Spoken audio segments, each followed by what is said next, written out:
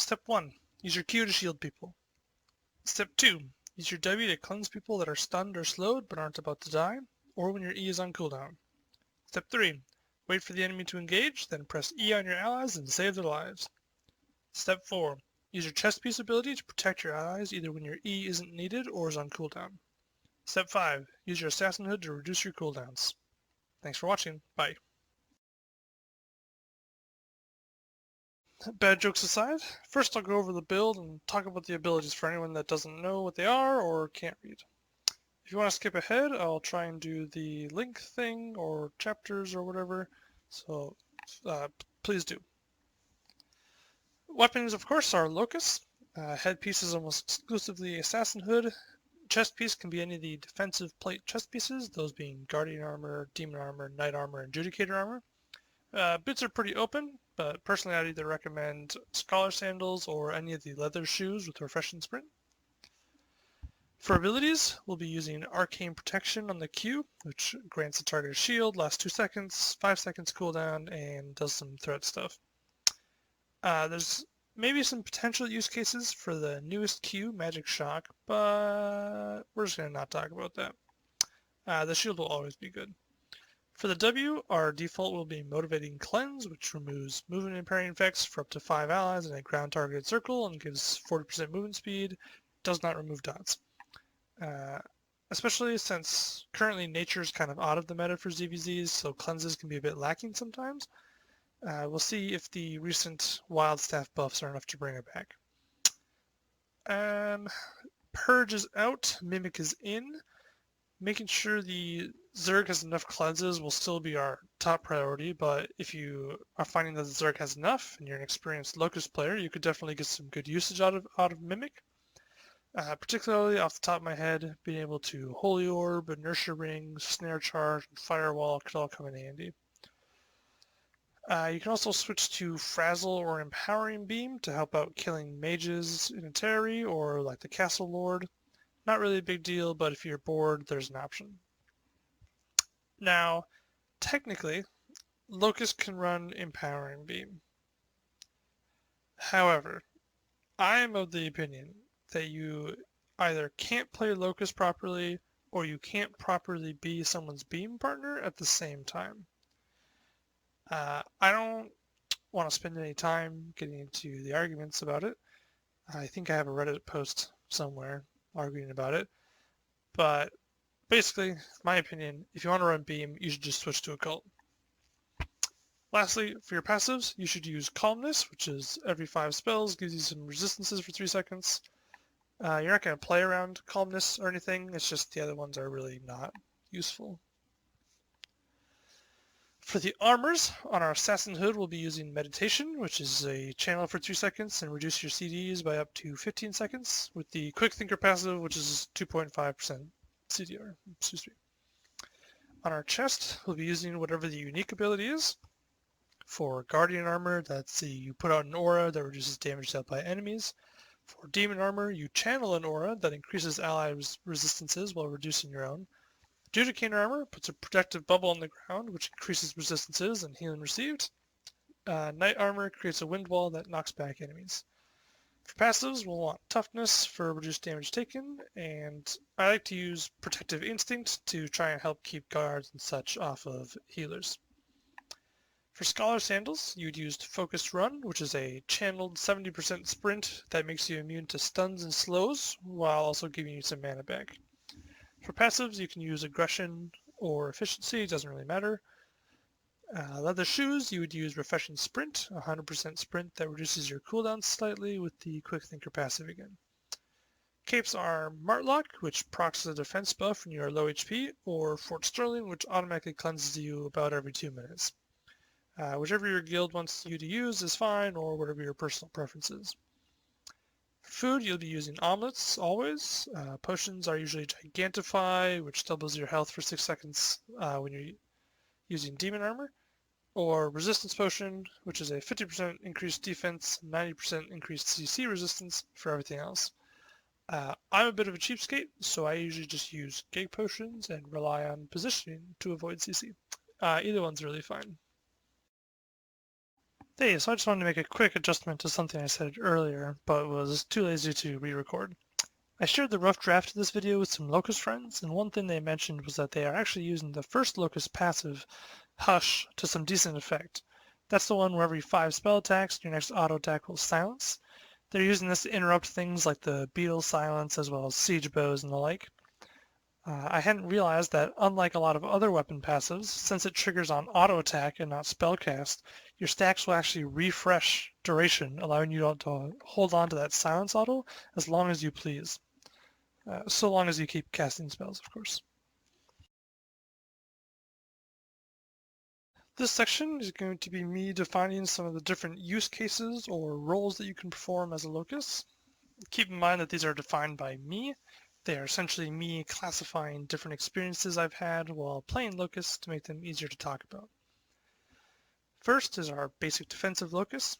Just how I described at the beginning of the video, this is our basic duty as a Locus player. Essentially, you'll be taking a safe position within your Zerg, waiting for the enemy to engage onto a clump of your allies, then using your Locus to provide resistances and cleanses on that clump so that they hopefully survive. Second one I'll talk about is a defensive retreat drop. Basically, right when your Zerg's engage is finishing and everyone is starting to pull back, you can use your E to satisfy a couple different purposes. The main goal is to provide a zone of cleanse/safety for your tanks and melee DPS that were very deep and are now trying to make it out, but they're not being full engaged on. These guys are often being slowed or rooted by enemy Q and W abilities as well as just taking the general poke damage. And providing a Locus to help them out can help save lives. This drop can also turn into a defensive purge Locus depending on if the enemy engages quickly enough. And this drop will also pair with our defensive engaged Locus when it comes to castles due to how castles work. That's a whole other video. Next up is our defensive engage. So this is another sort of preemptive Locus that you're dropping kind of just in case. So for this, you're using your Locus on the path that your Zerg will travel to help make sure that your Zerg can successfully perform their engage. Against good ZvZ guilds, you'll find that enemy tanks tend to sit inside your Zerg, and some of them will try to use their E to disrupt your engage. Your Locus will help circumvent that. Another good time for this is if you're trying to push a choke and you want that zone of safety on the choke as your Zerg pushes through. You'll primarily use your defensive engage for chokes, but sometimes you'll want it for the open terrain as well. You also want one of these in your standard castle fights, where angle options are a little bit more limited and Clothies will usually clump up together while pressing up against the walls. Another role is the defensive purge. So this could look like a couple different things. One is purging an enemy main engage. So you basically just drop your Locus right in front of the enemy group as they start to push. You'll purge off enemy Night Helms and Sprints, which really exposes them to disruption. If they're not spread properly, a single Soul Scythe could come through and stop their entire engage after you purge them. Their missing sprints might also cause them to not be able to reach far enough in order to properly engage. Another defensive purge situation that comes up often in territories and castles is purging enemy DPS. So in a territory or castle, there's often a wall that separates you from your enemy, and enemy DPS will clump up alongside this wall as they attempt to get the maximum range. This makes them an easy target for Purge Locus, where you'll purge off Night Helms, Royal Hoods, Scholar Robes, any Cleric Robes that got popped. And you can really nullify the damage of an engage by dropping on the enemy rather than your allies. Preferably, you would coordinate with your fellow Locus, and you can do both at the same time and basically take no damage. Keep in mind that while clap builds are slowly getting nerfed, a DPS that's getting beamed can still cause havoc in your Zerg. Sometimes dropping your E on a single person, especially now that our W purge ability is gone, can be a real lifesaver for your Zerg. Last but not least is our offensive drop. For this, you would position towards the front of the Zerg and sprint in with the tanks when the engage is called. Whenever the tanks find a clump, you drop your E on the enemies to purge some of their defensives. Main thing you're looking for is cleric robes, but also any late night helm pops, guardian armors, hellion jackets, shields, people trying to sprint away, things like that. Keep in mind you can't purge potions or things that have sustained effects like an enemy Locus, demon armor, or Judy armor. One thing that I kind of wanted to include in this section was choke points. So essentially, whenever the Zerg needs to push through a choke point while under pressure, it is up to the Locust squad to make sure that the Zerg gets through. This is essentially performed by chaining your drops back to back to extend the zone of safety for as long as necessary. Part of this is trying to identify whether or not you'll need to retreat back across the choke point. And if you do, you may need to save more of your drops for the retreat, because getting engaged on while retreating back through a choke is a super easy way to get wiped. How you play it depends on how many loci you have, but it's a super important job for the Locus squad of any Zerg. So I made a whole video about using subgroup comms, which you can watch if you want, but I'll sort of summarize it here for Locus specifically. The main thing you'll be looking to do is determine an order of drops as well as your drop availability. You want to make sure that before each engage, you know who's going to drop first, second, third, whatever, and what role each person is going to try and play. Every time you press E, you should be letting your Locust teammates know and preferably saying where you're dropping to. Every time it comes off CD, you should also let your team know so that everyone is aware when each other are able to drop again. During the chaos of the fight, you'll want to keep comms open, make sure you're still communicating, so that if you need to break the order of drops, say you see a flank coming in, a beamed weeping gets dropped in your Zerg, or one of the Locusts dies, then you can call it out and adjust the order on the fly. Once you have an order for the engage, trust your allies to do what they said they will do. Don't drop early. Lastly, make sure you know who's going to drop first whenever you need to react to something. Even if you're all just sitting there, what's the situation? You're all sitting there in the courtyard of a castle while one of your people gives a speech, and all of a sudden a stealth royal hooded gala comes in. You want to make sure that you know who's going to be dropping first, so that not everyone drops. In my ZvZ OneNote document, I give an example of how you might distribute the roles amongst the Locust squad. Depending on the number of loci that you have, you can just kind of slot into this list as you go. Generally, I recommend 2 Locusts per party, though once you have 6, you're pretty set. If you're breaking into multiple fronts, then you probably want at least 2 per front. I have this split between open world and castles, since the two play rather differently. Open world is a little messy for Locust sometimes. You're most effective when your allies are clumped up, but you don't really want your allies to be clumped up, and they're going to be avoiding that as much as possible. So you're mainly there as a safeguard in case you get clumped, as well as to enable your Zerg when the terrain forces you to clump, like a choke point. Your first 2 to 3 Locusts will be mainly looking to satisfy the main defensive role, and once you have more than that, you can start looking to fill the other roles. Wherever you see like me saying reserve in this document, I'm basically just meaning looking to fill one of the previously mentioned roles based on the situation. It's just important to have 1 to 2 people on standby ready to cover those defensive drops. Most important thing is to communicate with your fellow Locust players so that you can stay flexible. Castles, on the other hand, are usually pretty structured. Your allies are generally safe until an engage is called, at which point they're vulnerable for a short and roughly consistent period of time. This means you don't really need reactionary Locust drops. So what you can do is every time you engage, you place a defensive engaged Locust as your allies run up to the wall to drop their damage, then a defensive retreat Locust right after that to cover them as they retreat back to the safe areas. Enemy DPS will also be very clumped up as they press against the wall, which makes a defensive purge Locust very effective. Bomb squads are also a pretty big threat in castles, so you can look to use your E to purge them and nullify most of their damage.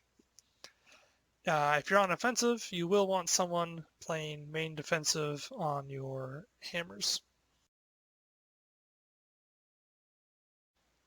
Alright, to round off the video, just going to include some essentially random tips, just things that didn't really fit into a section, but I find useful to know. Number one tip, use voice comms.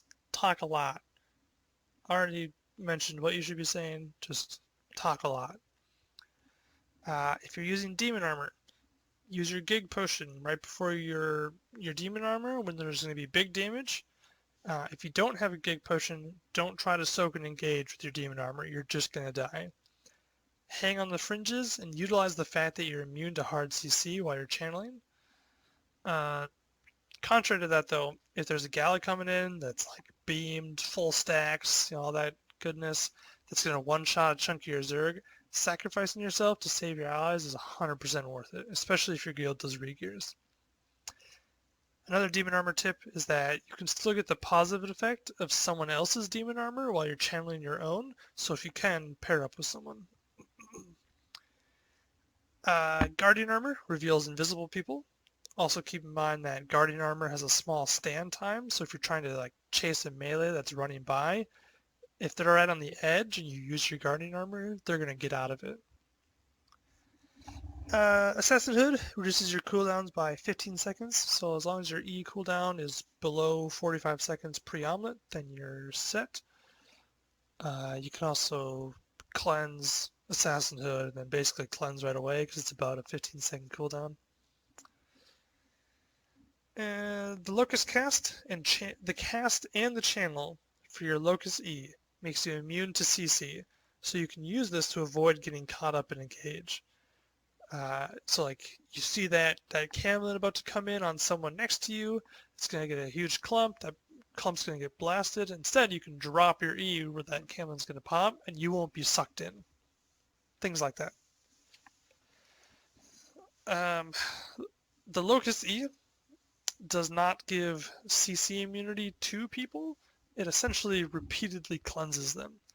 It's usually, I think it's multiple times per second, but this can lead to some odd interactions of certain buffs flickering on and off, like Empowering Beam, since Empowering Beam is also repeatedly applied.